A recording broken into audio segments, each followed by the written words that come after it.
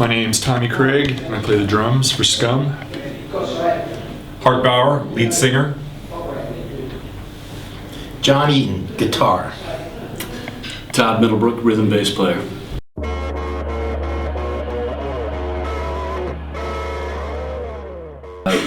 We decided that we needed to meet more girls, and the way to do that was to be in a band. And so we started what was originally a three-piece band with another player on the soccer team, and then we realized that Hart needed a little support in the guitar. So we got a good guitarist by the name of John Tarrant. And that was the start. We wanted to do something that was a little different, and we wanted to stand out and put something on the streets that represented us, and that was original rock and roll with no covers. And we wrote all our material from day one, and that was how it went. And well, I think at the time that's also because we couldn't play covers. Couldn't play covers at all because we couldn't play. And if you did your own songs, then that was cool, and you couldn't do covers, so then you were cool to do your own songs, and you couldn't do covers, so it was like a double win. And basically, you learn three chords, A, G, C, and then we worked up to learning an E chord, which was a big night for us. And once we got to those four chords, you really were unlimited what we could do. Our cover charge was great. Whatever the cover charge was that you paid at the door, you were required to do 2 shots to get in. And that way, by the time the show started, people were very well liquored up, and at that point, you really could do no wrong. Yeah. There's nothing like the SKUM fans. I mean, they would come out to the shows in groves, and again, with the 2-shot rule, they tend to like to drink a little bit before they came to the show.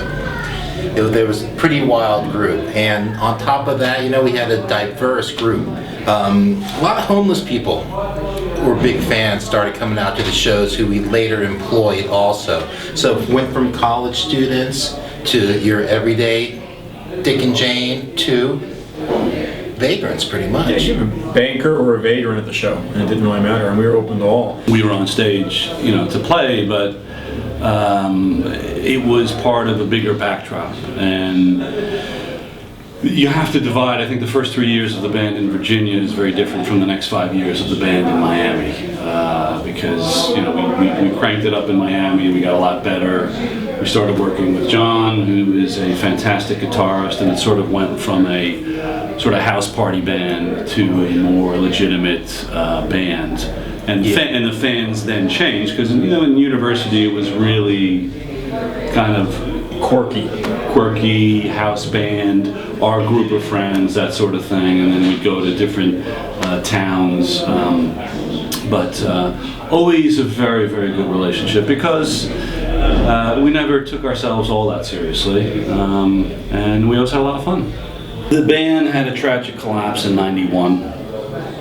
We thought we were coming out with our generation's White Album. The tapes were lost and all was lost, and the band broke up, and I left Miami. I went back to New York. It was utter chaos, and Hart just never let it go. I think really Hart is the inspiration behind the documentary. And he would call me and he'd say, we were right there, we were doing it, we were right there. And I said, I know, my friend, but it's in the rearview mirror. And he just never relented, and he kept going and going, and he started piecing things together, and I sent him all the archives that I had, and then you just kept working on it, and then eventually you got in touch with Clay Westerville. It went back about 5 years ago.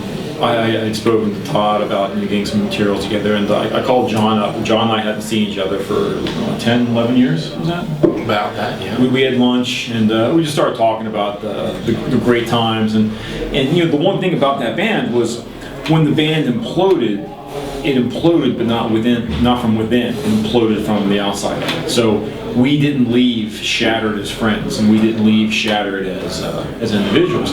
We left as a shattered band, and that's the difference. Because a lot of bands break up; they hate each other. And we never hated each other. It was just it ended badly, but it was no one's fault, and there was no real problems with it.